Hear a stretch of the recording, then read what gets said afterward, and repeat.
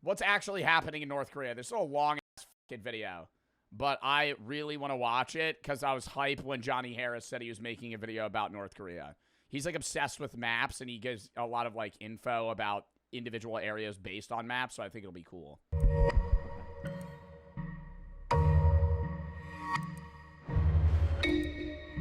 So if you point I fucking hate when North Korea propaganda shows up on my For You page showing that stupid fucking building. This fucking building is empty. No one's in it. It's like a big-ass building in North Korea, and they have, like, lights, and it's like a whole LED thing that they can fucking make it, like look amazing. No one lives in it. I'm pretty sure it was supposed to be a hotel. It's just barren on the inside. It's hollow. So if you point a camera at the Earth from 600 kilometers above the surface, it's pretty mesmerizing. But point it at the Korean Peninsula and you'll see this. South Korea is a... Dude, that's crazy. I love looking at light maps of the U.S. Point it at the Korean Peninsula and you'll see this.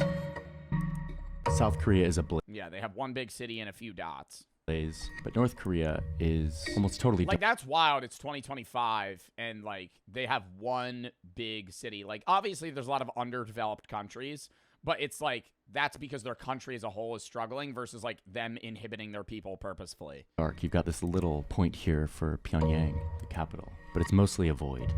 Do you think people know about you in North Korea? I don't think people in North Korea know about Twitch or YouTube. So, no.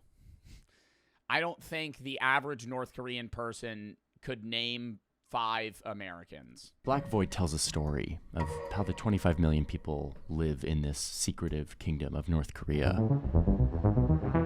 But as the sun rises, we get to fill in the details. We get to see more.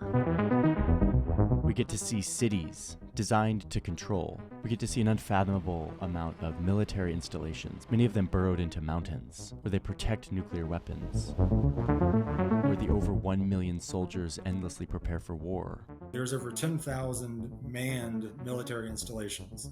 So I never understand why North Korea ramps up their manned military so heavily.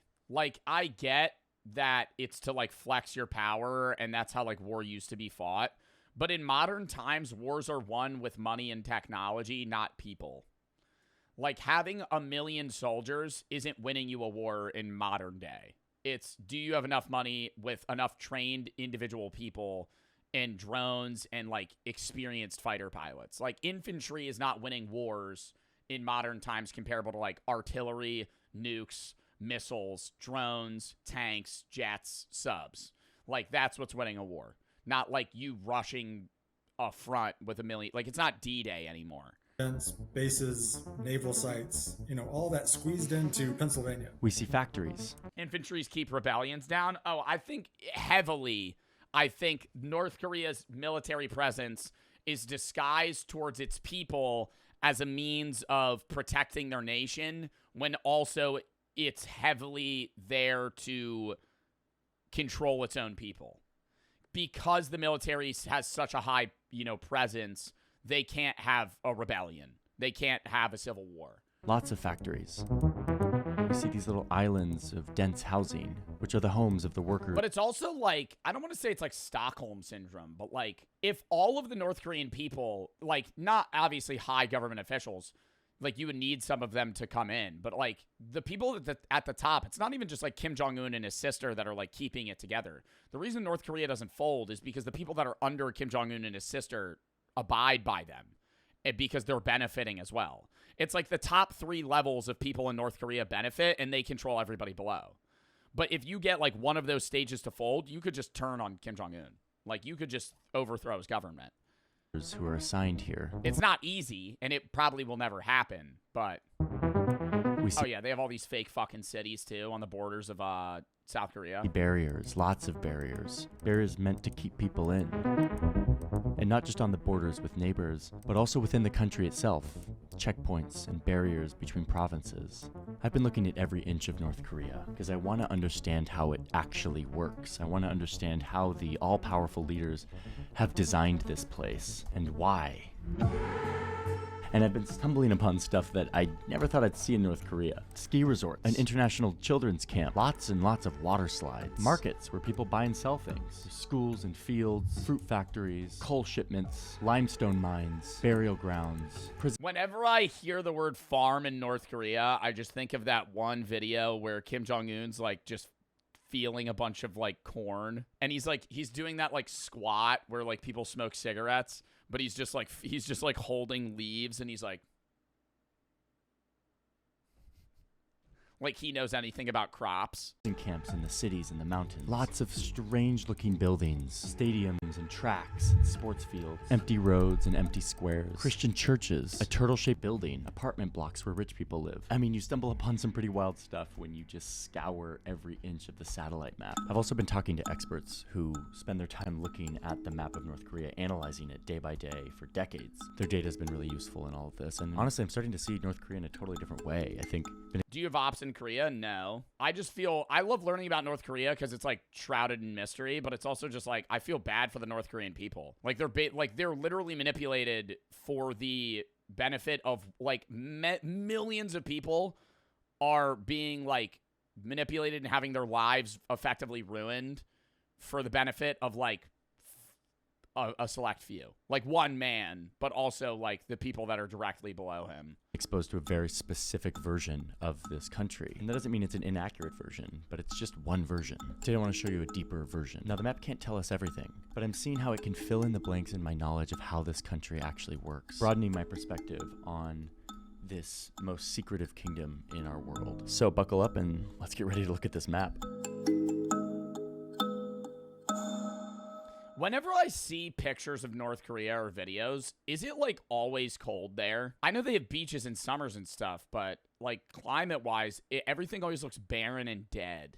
I mean, first things first, North Korea is a beautiful country. North Korea is usually viewed as, this hellscape of a place, but it's actually really beautiful. Lots of mountains and hills and rare animals and everything. It's home to this huge mountain range. Among these rugged mountains, you've got this volcano.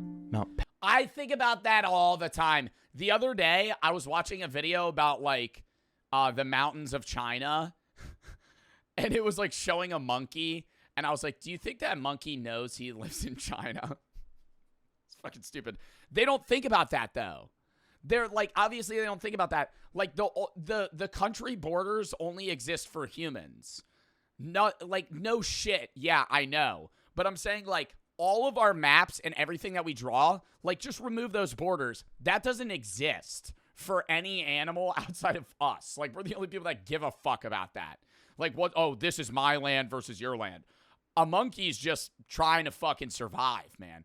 He don't give a shit if he lives in Mongolia, China, wherever he is. It's fucking, I'm just trying to not die. Yeah, it's all political. A sacred spot for North Koreans. It's where their legends say their great leader Kim Jong-il was born. Incidentally, it's right on this border, actually. Half of Mount Paektu is on the Chinese side. China, North Korea. North Korea can get really cold and snowy. So weird they split that there. Why don't they just give it to one side or the other? Why do they both own half of the fucking lake? It's home to between 20 and 30 million people. It's about half as many as live in South Korea. And it was the war in the 1950s that created these two Koreas, and in the process turned what is now North Korea into dust. I think what's fascinating, too, is if North Korea stays the way that it is now, those two countries will separate language-wise so drastically that they'll be unable to communicate with each other. Like, they're already, obviously, it's like linguistically, you just have slang, like even in between Spanish countries. You have, people that are in Ecuador versus Argentina, and there's just like conversational Spanish exists in different realms. But with them, it's just way different. Today, North Korea is built around a few major cities. Here's the 10 most populous. Some have ports, some are up on the border with China, and then there's this river city of Pyongyang. This is the capital.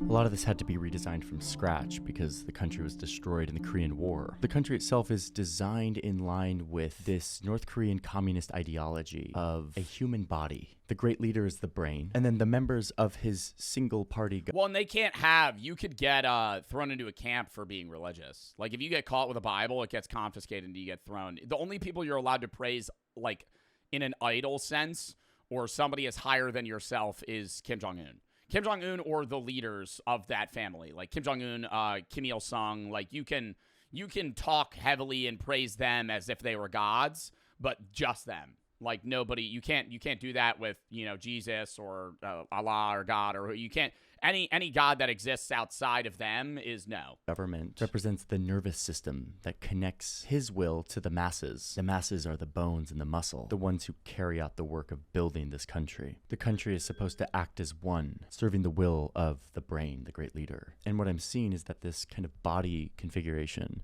allows them to do some pretty unique things.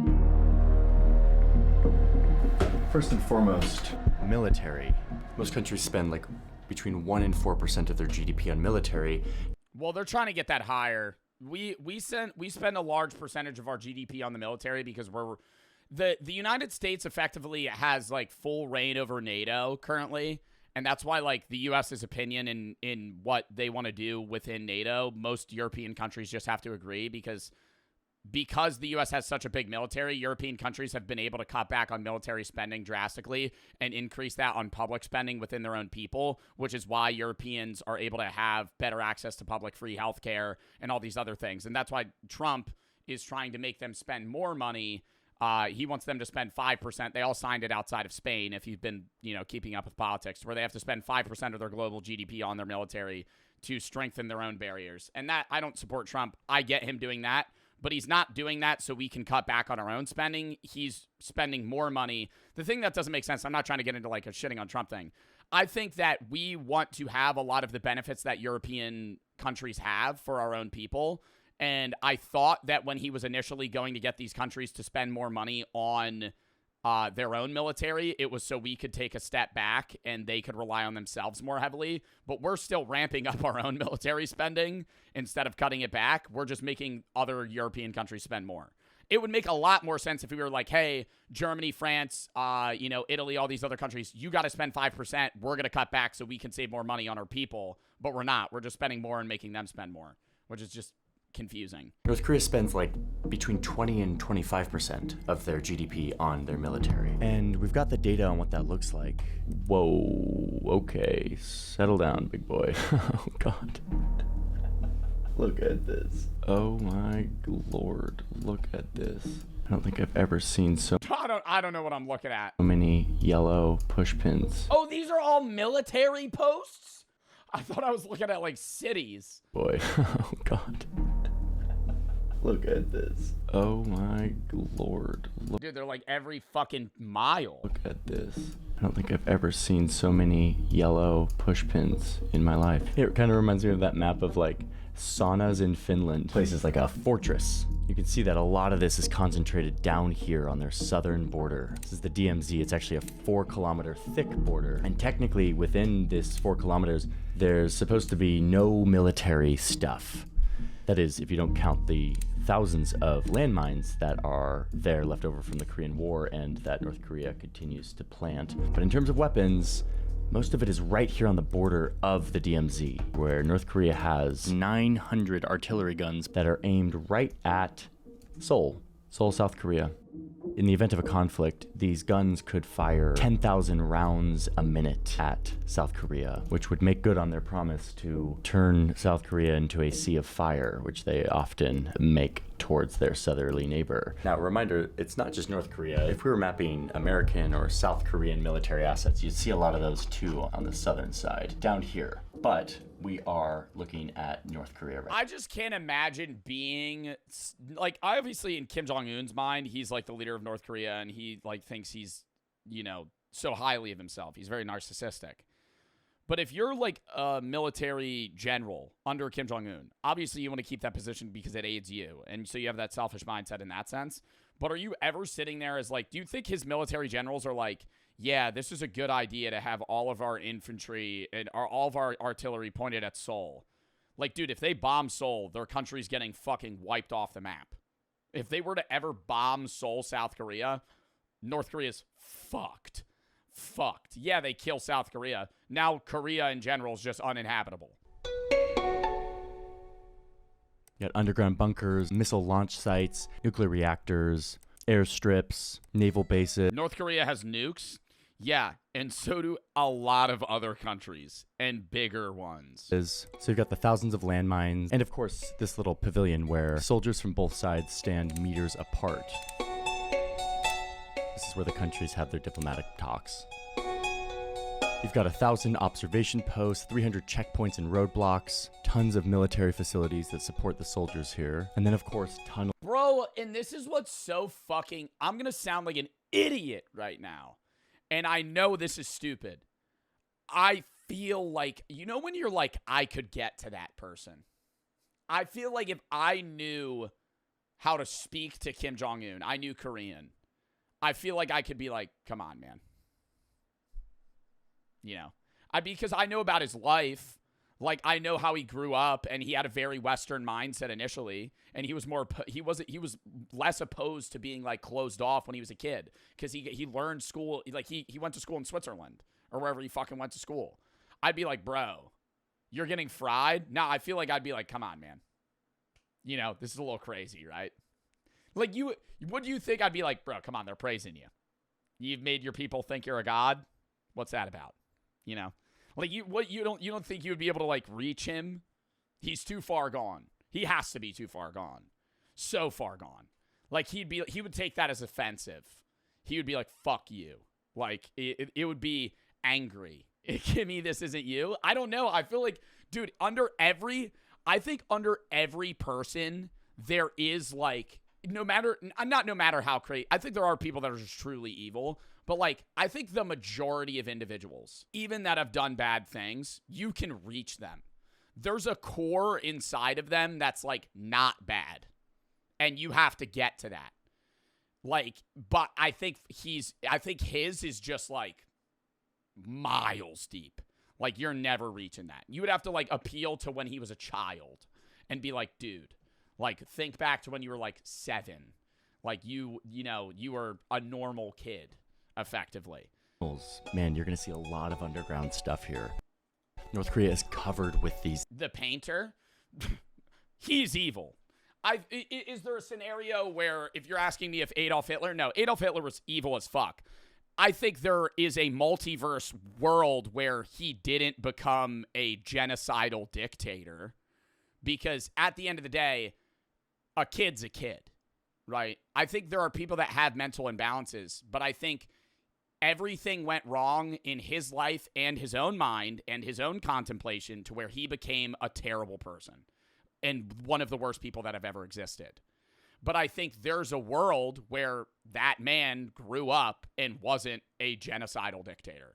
I think that scenario mixed with, obviously self-contemplation. Same thing with, like, people that are serial killers. Like, they have those imbalances in their brains, but there are people that are probably predisposed to be serial killers that don't end up becoming them. This country was basically flattened. Almost every building was turned to dust by American bombs. So a huge part of the North Korean psyche is this paranoid fear of air power. They designed their defense strategy to be ready for if that ever happens again. So you have a lot of these fortified bases and tunnels. Some of them are... I love this video right now, Chad. I love talking about this. I'm sorry. We're going to be here for a while. For weapons storage. And some of them are for invasion. Like down here on the DMZ, they secretly dug a bunch of tunnels that are kilometers long that go under the DMZ. This would allow them to move troops into South Korea very quickly. I actually went into one of these tunnels that had been discovered by South Korea. But these tunnels also have another purpose. And in fact, the military itself, a big portion of it, is dedicated to protecting one family. You'll see this in the capital. This is the barracks that houses some of the 100,000 bodyguards meant to protect the Kim family. This hill is like a giant... 100,000 bodyguards? He has 100,000 bodyguards. What are they, fucking come in and out of rotation. Even the Kim family can't be that big. Bunker. It's home to a bunch of military installations, some of them deep underground, a lot of them connected through tunnels. And Do you think his wife loves him? Actual question, because he's married to like a famous Korean singer or something. I don't know. I feel like that's also like a trade-off relationship.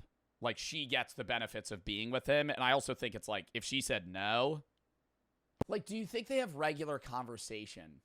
I think about this stuff all the time.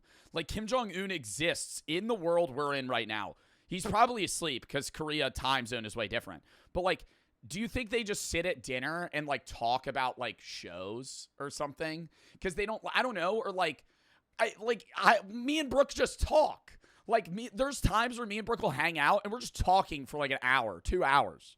Do you think they just talk? But about what? Like I just, there's no way they have regular people conversations. There's no way. In the position, his life is so fucking weird that it's like he's not sitting there just like, so yeah, you know, we're probably gonna go on a hike. I'm really excited. I want to go skiing this weekend. No, or even that. Like me and Brooke will just talk about like the universe, or people, or like shows, our interests. You know, their day. I think it's all just like very surface level bullshit.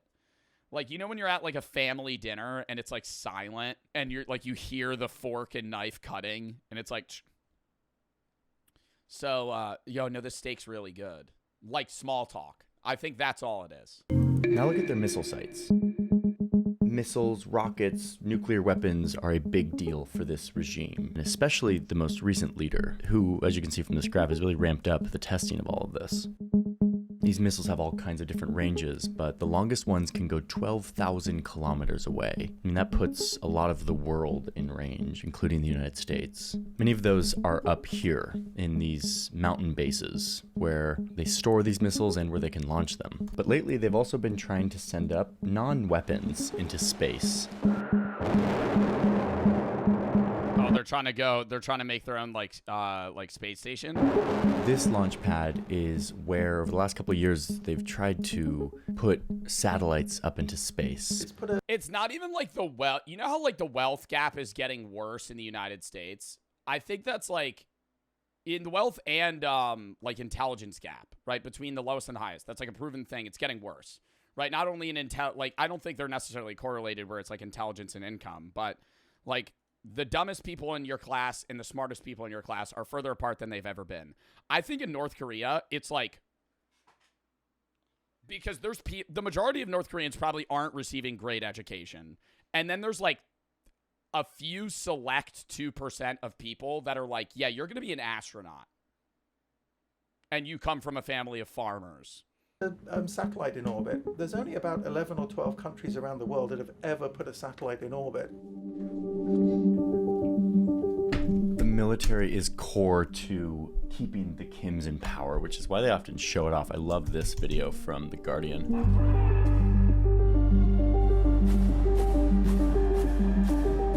I do watch their marching videos.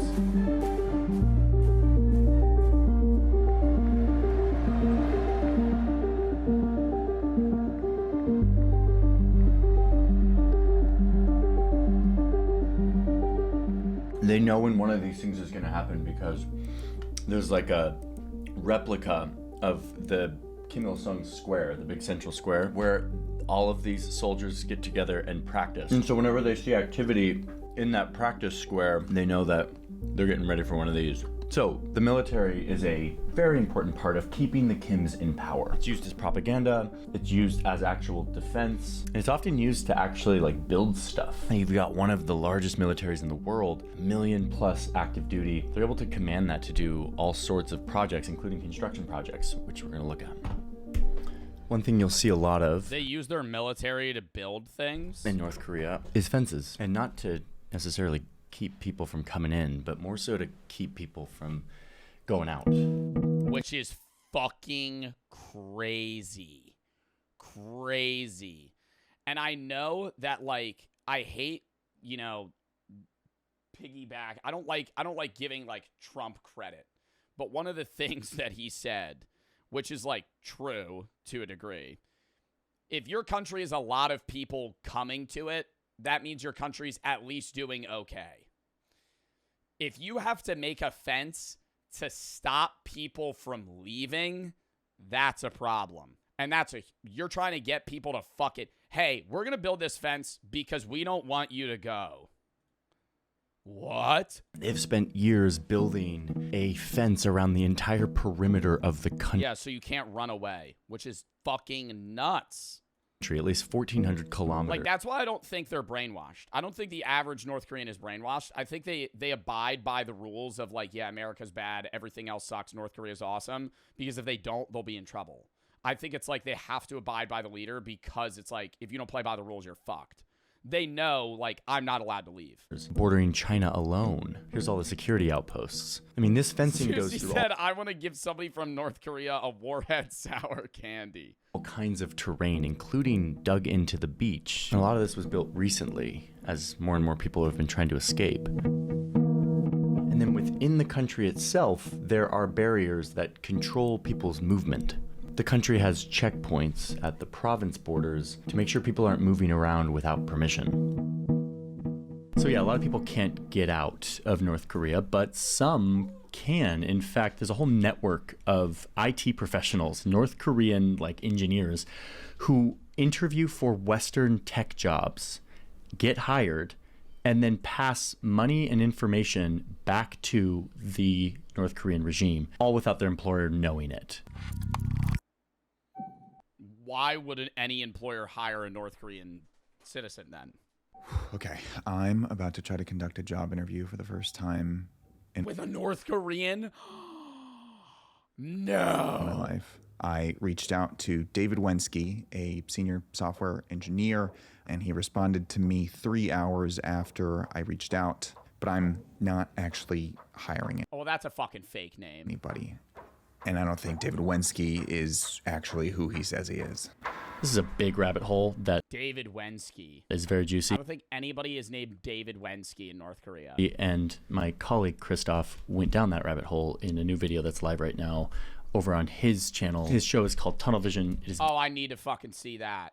very good. And this story about IT espionage and money funneling back to North Korea is incredibly wild, how deep Christoph was able to get. So you should go check that out. The link is in the description. Okay, so a lot of this stuff probably isn't that surprising to you. This is the kind of stuff we see on the news, the stuff that gets covered a lot, the military, the missiles, the control. But now I want to get to the part of this country that really led me to this video in the first place, which is the stuff that we don't see very often, to try to expand my understanding of what it is like to live in North Korea. What is life like in these cities, out here in the rural areas? How do they make stuff? Where do they get their food? Entertainment, community. Turns out that between defector testimony, state news, and the satellite map, you can actually learn a lot about this stuff.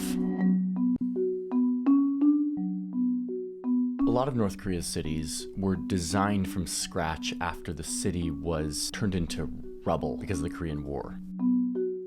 And because of that, they have very unique design that is meant to fulfill a certain objective that is in line with North Korean ideals of controlling people, unifying people. I always find it fascinating that the roads and well, I understand their sidewalks being big because the majority of them don't have cars, but they'll have like 8-lane highways, 8-lane roads.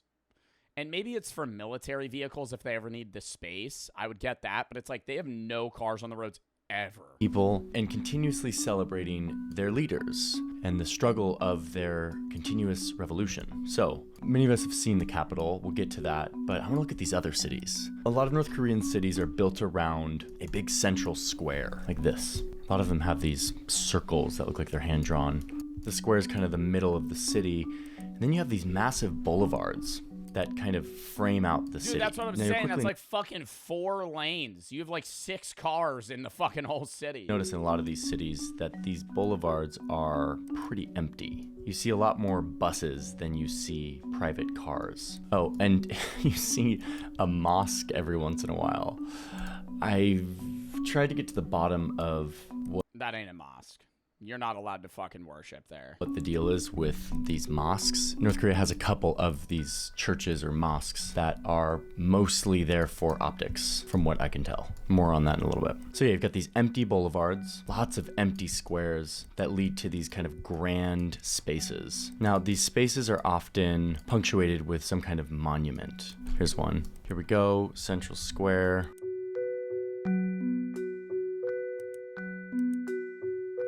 I mean, we can go back in time too and sort of look at the historical imagery. Huge boulevards, often very empty. Oh, boom, look, someone's visiting. So when you see people, you often see them in huge groups like this. At least that's what I've noticed from above. When there's people, there's a lot of them and they're all very close. But oftentimes this stuff is empty. Oh, look, here's a bunch of people lined up in near perfect geometry on this square.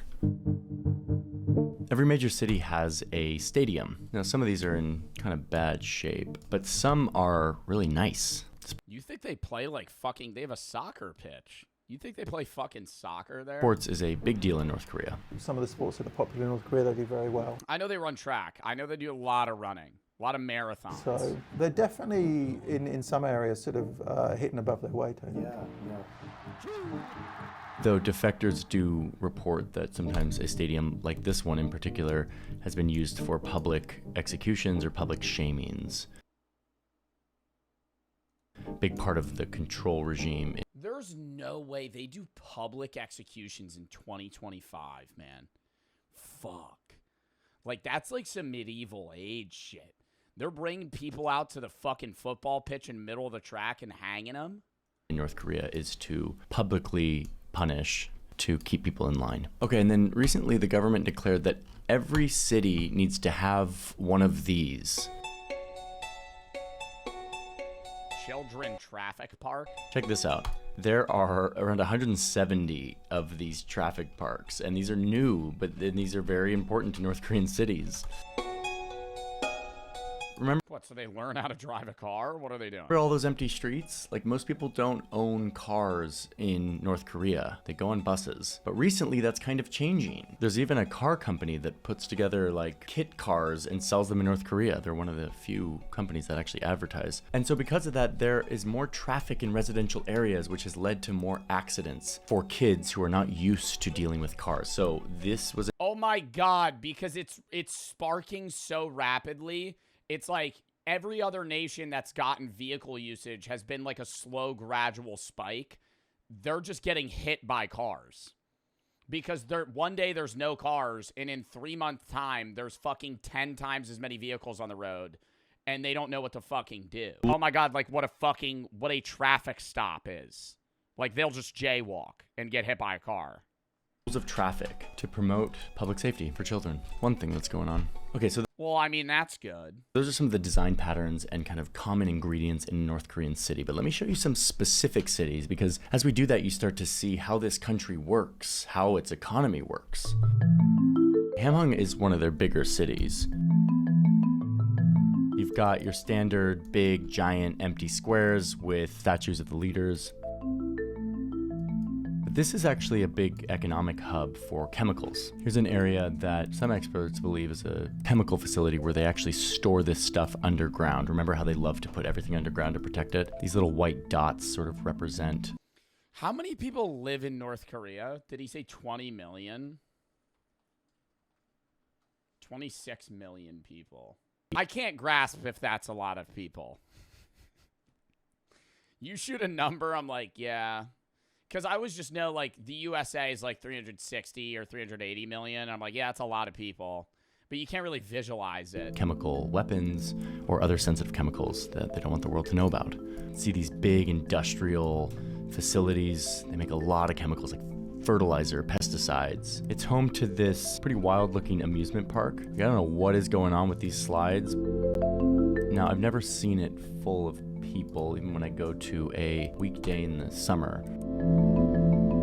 So it's just a dead water park, but they still maintain I it? want to show you this one factory. This is a really important building in North Korea because this is where they make vinylon.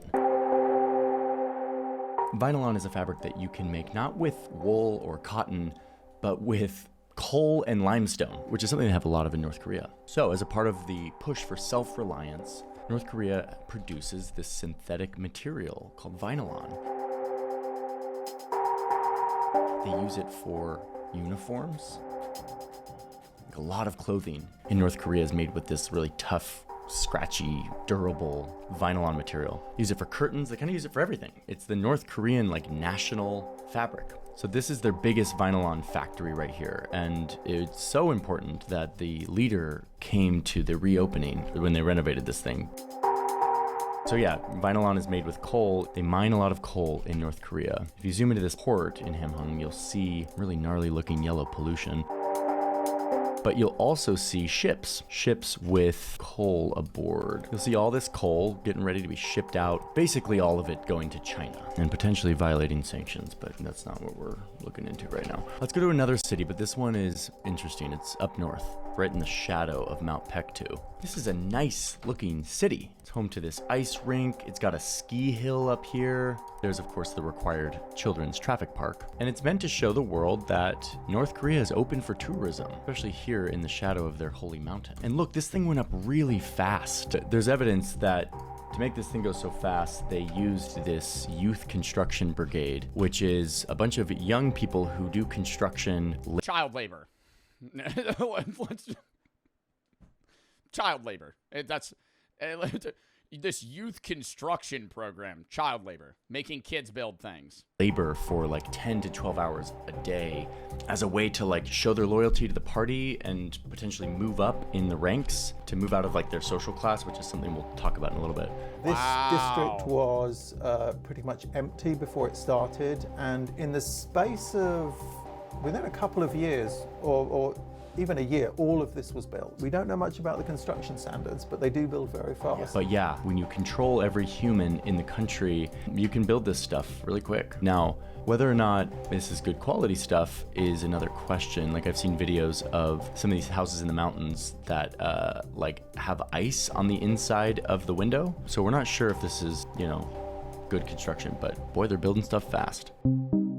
Okay, let me show you a few more of these cities. Okay, let's go to Chongjing, port city here on the East Coast. Got some gnarly industrial stuff going on here. Home to these very... Oh, everything just looks so gray. Gray, bland, and just ass. cookie cutter looking homes. Here they produce textiles, rubber, steel. They build trains. They've got a big power plant. And you can see out here in the water, this is where a lot of shipping comes in and out of the country. Look at all these vessels. I mean, not a lot relative to most countries, but you know, got all this gnarly industrial stuff doing steel. You can see that they're shipping stuff out. There's coal, some of these minerals, a lot of money. Yeah, what does North Korea export to make money?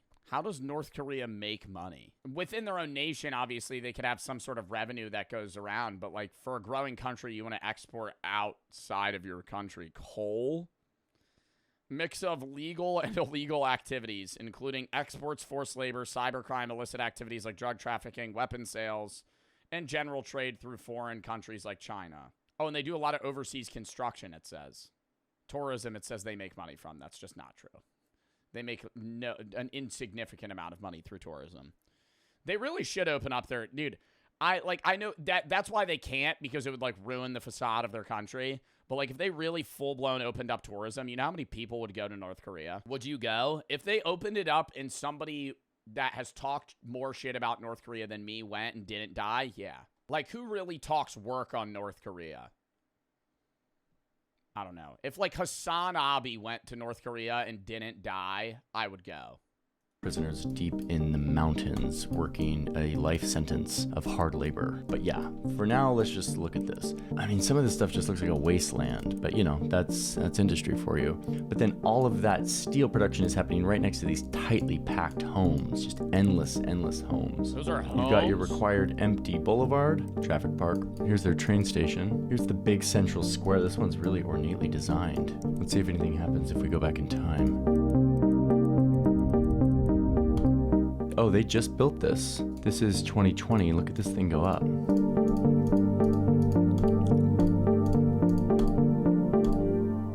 Looks nice. Statues of the two leaders, sports stadium. And if you look at these big blue roofs, you will see something that you wouldn't expect to see in North Korea. This is the home to a market where thousands of vendors buy and sell things all day here in the socialist, communist, anti-capitalist utopia of North Korea. So the story here is that back set up their own singular shops. in the 90s, when the Soviet Union fell, North Korea was hit very hard because they were very reliant on aid from the Soviet Union. Mass famine spread throughout the whole country, and this region was very deeply hit. So it gave rise to this really resourceful black market. Homemade goods, smuggled goods, sort of bartering, trading. Between a couple 100,000 to a couple million people died during this famine. What's this guy's YouTube? Johnny Harris. He makes really good videos. And the black market was the only way that a lot of people lived and still live today. So in 2008, the government... Well, they get a lot of black market stuff from China. We've watched videos about that. Like, a lot of the things that North Korean people use and obtain outside of their own country is majority-wise from China. Through that border, they have people that trade through the fences and stuff. Like letting people buy and sell and smuggle stuff in. This is like not North Korean. So they cracked down, and the mostly women merchants in this city protested. You don't see that in North Korea. They marched to the city government office, and there was like a big confrontation, and they basically said, like, we won't be able to live if you cut us off of this. Where North Korea has started to change has been the sort of underground economy. It has become somewhat tolerated under Kim Jong-un, these kind of illicit markets. And today, the government continues to let this happen. This one we're looking at with the blue roof is a big example of that, but it's not the only one, not even close. These markets are now all over the country. So a lot of people get their stuff on this kind of black, gray, informal market, which has turned into a massive network of trafficking stuff in, usually from China and almost always illegally. Individual smugglers that will bring stuff literally across the river that divides North Korea and China. Sometimes those trading companies will, in the back of the truck, in addition to the shipment they're meant to be bringing in, bring a few other things in as well. Oh, they're paying off the military. I think that's really how they get away with it, too. I think North Korea in general, Kim Jong-un and the military let it slide because in those microtransactions, they get paid off. I think the illegal smugglers are paying off specific members of that military or giving them certain goods that they want, like special cigars or weapons or cigarettes or beer or whatever it may be. Then that will kind of flow into the black market that way. Back in the famine days, it was just the essentials. It was just rice and corn, just basic food. But with time, it started to become a more sophisticated private market. And today you can get all kinds of cheap Chinese products. I mean, China is like the manufacturing powerhouse of the world, and they are right there next to North Korea. There's a lot of ships and trucks coming back and forth between the two countries, which serves as the arteries for this black market. A lot of these goods end up in these markets. Here's one in Pyongyang. There's a part of me that wants to do a whole video on these markets because they are very interesting. The whole informal economy of North Korea is something I might do a video on. If you're interested in that, let me know, because man, I want to pull on that thread. But real quick, there's two things that I feel like I'm learning about North Korea because of this informal market system.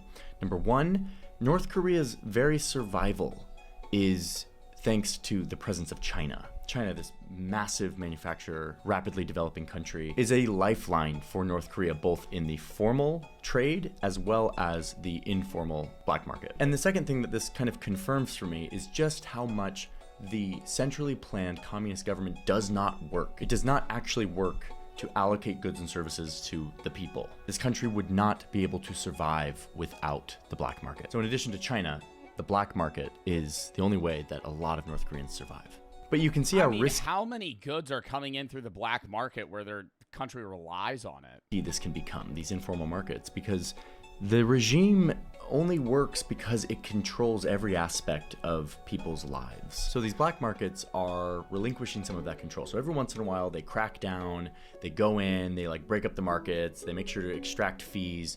They make sure that this doesn't get too out of control. Anyway, the markets are endlessly fascinating. One other thing you see in Chongqing is up here. This is a prison camp. Prison camps always have economic activity attached to them. And further up the valley, you've got this re-education camp deep in the valley for anyone who shows disloyalty to the regime. This one's for just over 1,000 men who don't live in these homes. That's for like the officials. They live within these walls and they spend their time mining copper and iron, cutting logs, making bricks, and farming. This is where we should so they just have prison camps where they make money off their citizens? Talk about the prison camps, because this one that we just saw in the city, there's a lot of those. They exist in cities. Some are just typical prisons Some are re-education camps, but there are way bigger ones, and they're up in the mountains. What is the difference between a prison camp and a re-education camp? One is less torturous. And they represent what I see as the most egregious version of North Korea's many human rights abuses. What's happening inside of these shapes is some of the worst stuff we can imagine. This is pretty upsetting stuff. I'm not going to go into like super detail, but let me just show you these 4 major prison camps, where they are, what they have inside of them, and who gets sent to them, and why and how, and everything we know. You get sent to a prison camp for kind of anything. If you show any rebellion or disrespect to the party or the leader, if you're a public official who... Oh, there can't be a rebellion, they'll just kill everybody. I think the only way there would be a rebellion is if higher-up officials started it, and then everybody caved behind. Mess something up, you get sent to one of these. Just being accused of wrong thinking can get you sent to one. And it's not just you and your family, it is also your children and your grandchildren that aren't even born yet. This system detains multiple generations of someone they've deemed a political prisoner. Now, officially, none of this exists. North Korea... Dude, so they're like borderline eugenics-based, controlling their people to where they're only picking specific, like, offspring and families that are, like, compliant. Korea laughably says that they do not have any such political prison system, but here they are. There's actually around 700 penal facilities. Wait, they say they don't have them and they're just on Google Maps? Okay, now that goes from short-term detention sites, that you're there for a weekend, to those massive, 50,000 people concentration camp style sites. And they have these names like Camp 14, Camp 11, and they're often on these huge tracts of land. Here's one up in the north. Like, this is like, we're deep in the mountains here. Like, look at this. This is the prison camp. There are guard posts and fences. Some of these aren't completely fenced in 100%, but like, if you look closely, you will see fences here cut into this forest. If you look real close, you can see a guard post. And within these camps, not just adults, you've got a lot of children. Many of them were born in the camp. They know nothing different. And what you'll see... I don't understand how you could be born. Why are they doing that? I don't want to say it would be more moral if they were like, we're going to take your kid and reintroduce them into a different family and society. But how is somebody going to fuck up and then you basically kidnap their infant or take their infant and then just throw them into, like, basically slavery because of the great-grandparents' mistake in being like, you have to get punished now? See inside these prison... Like, they even understand what the fuck happened. Camps is a lot of economic, productive activity being done through forced hard labor. So, like, up here, you've got this coal mine. That's a big one. That's one of the reasons all this stuff's in the mountains. Then you have a lot of farmland up here as well. Livestock. There's even a distillery here, maybe making some kind of hard alcohol to be shipped to Pyongyang. You've got a factory here. You've got a school, probably for the guards' children. The children in these camps are made to work from the time they are 4 to 6 years old. And the work hours are 10 to 12 hours long for everyone. What the fuck are you getting a 6-year-old to do that's productive economically? Unpaid, forced prison labor. The conditions are horrific. People are on the verge of starving and often have to fight for resources. But you'll also see that even within these prison camps, it kind of feels like a North Korean city. It's like a little microcosm, a little mini version of the North Korean cities. Like, look, you've got a central square with a monument. You'll see murals of the great leaders. You'll have these indoctrination centers, a school. I want to know more about these schools. It's like a little mini city. These big ones, there's like 20,000 people who will live here. They are fenced in for the most part. Most people who come into this prison camp never leave. The people who are born here will never leave. These are life sentences. Oh my God! You're born there, you're an infant, and you have to stay till you die. You never even, well, I mean, obviously you leave, you're living a North Korean life, but I'm going to say you never get to live a regular life. You're just stuck in hell from the day you're born. Roots from the old Soviet days where so much control and power was wrought from just having the threat of this thing that the UN has called a human rights abuse with no parallel in modern times. Like, this is a level of control and deprivation that doesn't really exist anywhere close to this degree. 20 odd million people that are basically prisoners to a system that they can't change. This is kind of like a condensed version of that, a prison within a prison. Now, there's obviously a lot more study that's been done and visual analysis. I just think it's crazy. Like, China's becoming more and more modernized, and obviously they had their problems historically through the years, but China and North Korea are allies. I can't see why Xi Jinping, because their country's getting bottlenecked by this. Yes, they get free labor out of it, but if Kim Jong-un opened up North Korea and was able to make it a system that was more modernized and not based on concentration camps and torture, they would be able to make more money, and he and his people would be happier and more rich. I don't understand why Xi Jinping or somebody that's an ally would be like, dude, we're not going to be allies with you unless you fucking change this. Like, obviously they get some benefits from it, and then, like, because Xi Jinping leans into how they want to fucking work, they probably get benefits in return, and Kim Jong-un does whatever they want. But it's like, fuck, man. Like, the countries against him or in power with him, like, ally-wise, could just tell him to stop. And he has no power to fucking refuse. Like, yeah, he is a military. They would fucking pub stomp him. Contrast the prison camps. Let's go to Wonsan, where I found one of Kim Jong-un's palaces. We can really show you what Kim Jong-un does with this power that he's extracted from his people. So this is Wonsan, and up here, you got your empty square with the circles. You got a port. Then up here, you've got this international children's camp where kids from all around the world come to partake in North Korean fun and sport every year. And then right here is the Kim family compound. Look at this, right on the beach. It's got this private beach with all kinds of security barriers. It's got all of these massive structures, big yard, a shooting range, and right here next to it, of course, a railroad just in case the guy has to scurry away in case of an invasion or something. So he's always got an escape plan. So while the 100,000 North Koreans are imprisoned up in the mountains, Kim Jong-un has his residence here on the beach. You know, I've known this. I've known that North Korea is crazy, but to see the prison camps and then to see this is just, it's fairly sickening to me.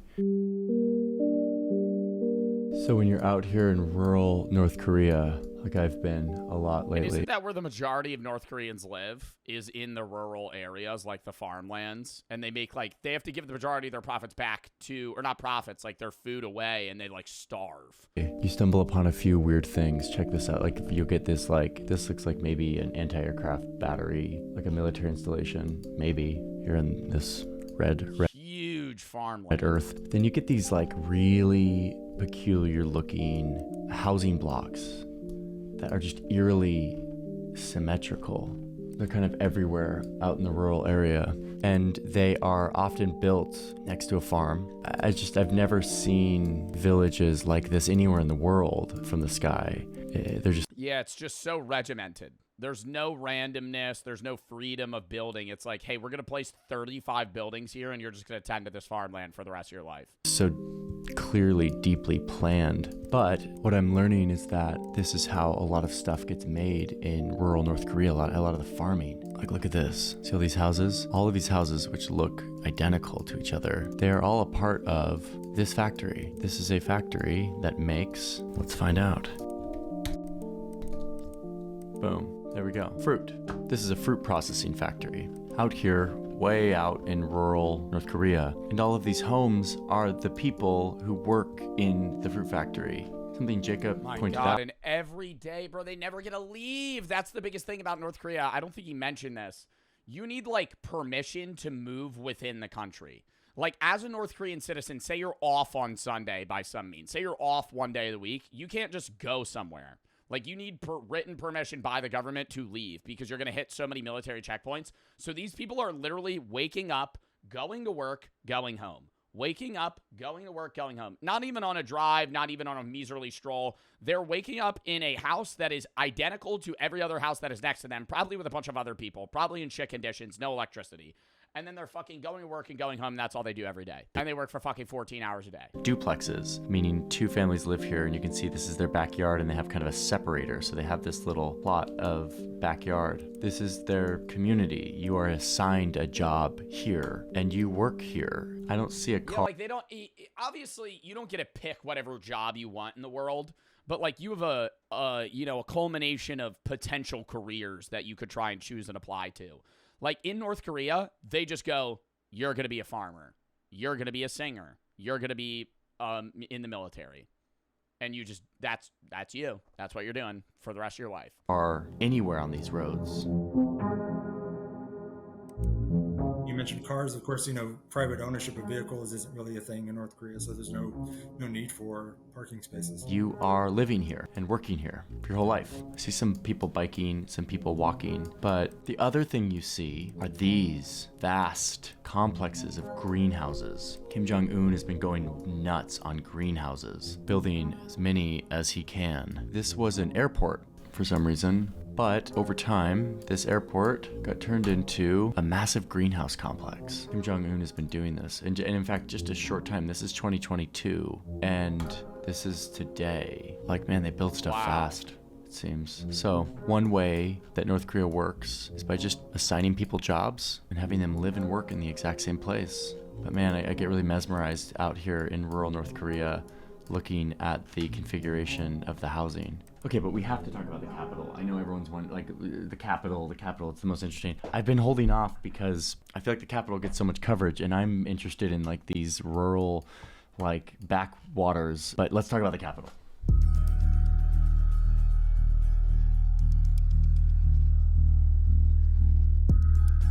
In order to understand Pyongyang and like what it is, you have to understand this concept of Songbun. Basically the caste system for North Korea. It's how they subdivide. That's the caste system has basically existed in multiple countries for, thousands of years, but the majority of countries are diminishing those. I never knew there was actually a written out caste system though. The people, and like once you're in one class, you're in one class, and like your kids are in that class too, and you can maybe move up or maybe move down. If your grandpa was like supportive of the Japanese or wasn't super loyal during the revolution, then you are a part of the hostile class. Like, you are not to be trusted, you are not loyal, you will have the worst jobs, the worst opportunities, you will get the worst punishments. The wavering class are kind of the middle ground, and they are more trusted. They're still on thin ice like everyone, but they have more opportunities. They get better healthcare, they get better schools, better food. But the core class, those are the top dogs. They're party officials, they're the elites. And those are the people who live in Pyongyang. So all people in Pyongyang are in the core class. But I heard that if you live in Pyongyang, it's only temporary residence. It's kind of like a visa. You have to like renew that. You're not fully there. But all of these people are like these social elites. And that's the problem, is these are the people that would need to turn on Kim Jong-un, but they're at the highest part of the social class, so why would they? It's like being part of a pyramid scheme. They live in a completely different world than the rest of the country. The capital, which is a pretty wild looking place. Here on Google Earth, they've put these little 3D renderings of like the big super wild hotel at the center of town that actually looks really awesome and cool and wild, but it's totally empty. At least that's what the reports say. It's just a big piece of propaganda. Part of it is that with these buildings, because electricity is so flaky in North Korea, you actually don't want like a high-rise like penthouse, because if you're like at the 30th floor and the power goes out, you're walking 30. Bro eating chips with chopsticks? Sorry, I'm getting distracted here. I heard him chewing and he just fucking pans him. He's eating potato chips with chopsticks. You actually don't want like a high-rise like penthouse, because if you're like at the 30th floor and the power goes out, you're walking 30 floors of steps. So the most desirable apartments is the first floor. According to Martin, the expert interviewed, are the ones on the bottom floors. Okay, so Pyongyang has big old stadium, monuments, big grand boulevards, lots of buses. So much transportation happens on buses in North Korea. And as you're rolling around here, you see a lot of like pretty peculiar architecture. A throwback to Soviet era when cities were laid out on a template and you had, brutalist architecture and everything, and just rows of apartments and no real like suburban landscape. A lot of these theme parks are empty parking lots all the time. It is like, just a snapshot in time. So we don't actually know, but I've never seen anyone in these. Although, check out this promo video from this water park. I love the water slide. I want to slide 10 times.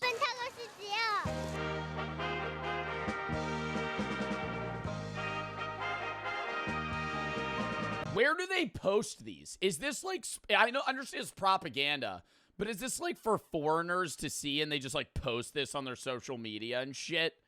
Or is this like they send it into North Korean? It's not AI. Start to see that like a lot of this stuff is built to show the outside world that North Korea can do this, and to show, fellow North Koreans that North Korea can do this. That is a massive part of construction in this country. It's not about serving the broader people as much as it is about telling a story.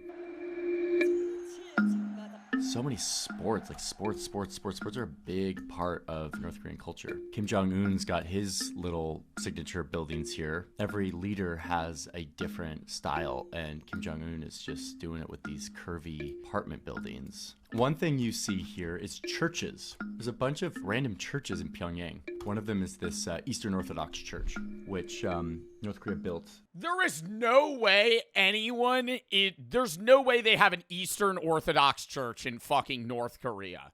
That shit is barren and empty. It's hollow on the inside. There's no one fucking going in that. For their good friend Russia. Here's Vladimir Putin. Oh, okay. So it exists when they have, like, foreign officials. In this Eastern Orthodox church. Oh, but here's a Protestant one. Founder of the country, Kim Il-sung. A Protestant church. A mother who was a Protestant. And apparently she was a deacon here in this church. No way. For this church, and it's sort of like a symbol that, like, look, North Korea believes in freedom of religion. But they, to be clear, do not. Religion is not widely practiced in North Korea for obvious reasons. Now, what I love about Pyongyang is it takes the whole, like, big boulevard, grand streets that are empty to a whole new level. I mean, look at this. Here's where the great leader used to live. This was their palace. And coming off it is this big, grand square, empty. And coming off that, there is this grand boulevard that is just so grand and so empty. It goes down through this big, beautiful roundabout, keeps going through a tunnel to another big, beautiful, mostly empty roundabout. There's a car. And now it enters into this massive grand, like, this is, you would expect a urban design like this in, like, Mexico City or something. Yeah, I was gonna say, like, fucking Mexico City or in, like, Tucson, Arizona. Somewhere, like, very, like, populated, but in an area that's barren. 1, 2, 3, 4, 5, 6, 7, 8, 9, 10 lanes going into this grand intersection for the 4 cars that are here. I mean, it's mesmerizing to look at, right? So anyway, that is the grand boulevard that leads up to this palace that the leaders used to live in. 6, 7. Fuck. Yo, can we ban that term somehow? The leaders don't live here anymore now. Kim Jong-un lives instead up here. Let's see if I can find his house from memory now that I've been staring at it nonstop. Boom, there it is. Found it. Okay, here he is. He lives up in this big compound up on the hill. This big boy. This is his main residence in the city. I'm looking at my data set from Jacob, and you see potential underground entrances to these heavily secured compounds and bunkers. For how much we know these folks like to dig. I think that's really what would happen. If, like, say somehow North Korea either got bombed or taken over, even whether through foreign or, like, civil matters, I think Kim Jong-un would just retreat underground and live somewhere that he already has set up for the rest of his life. Like, he has some secret area that he could just live under. Or some shit that probably is an underground tunnel that shoots him out somewhere where he could take a boat or a fucking submarine or a plane to another country and just live there. Kim Jong-un's house. He would flee. So yeah, Pyongyang is a place that could look fairly developed and nice. And indeed, the imagery from Pyongyang does look fairly nice in some views, because this is where the elite live, the core class. This is where the output from all of the horrific... Yeah, there has to be, like, rich people. Like, there has to be, like, not billionaires, but, like, people that don't work in North Korea. Abuse and slavery that's happening out in the countryside comes to benefit. And this is the center of power for the regime. Oh, and something you can't see here, but that you see in a lot of, like, tourist videos is the very deep underground train system. They've got a subway that is very nice looking. And, boy, I wish I could go there and visit and see it someday, but I probably will never do that for obvious reasons. Okay, I want to finish this video talking about the thing we can't really see on this map, which is the people. They are regular people like you and I, and they have dreams and ambitions. They just want to have some food and enjoy themselves and go out with friends and just kind of have a happy life. Despite all the horrors of this place, there are wholesome, meaningful traditions and rituals that still endure. The Lunar New Year, or the Harvest Festival, brings people together to celebrate. The extreme poverty limits their feasts, but they often consist of homemade alcohol, simple rice cakes, and something poverty and totalitarianism can't totally take away, which is community, the nourishment of relationships. As we've seen, most people can't really move around in the country, so they stay in one place, which defectors have reported leads to a sense of intimacy and connection with the community they live next to. They lean on each other, they survive because of each other, they celebrate together, and they seem to find meaning despite all the limitations and all of the control. One defector went so far as to say, "Everything was suffocating and pitiful in North Korea, but it is a country that I have many positive memories from. So if someone asks me, what is North Korea like? I say, North Korea is a nice place with plenty of love."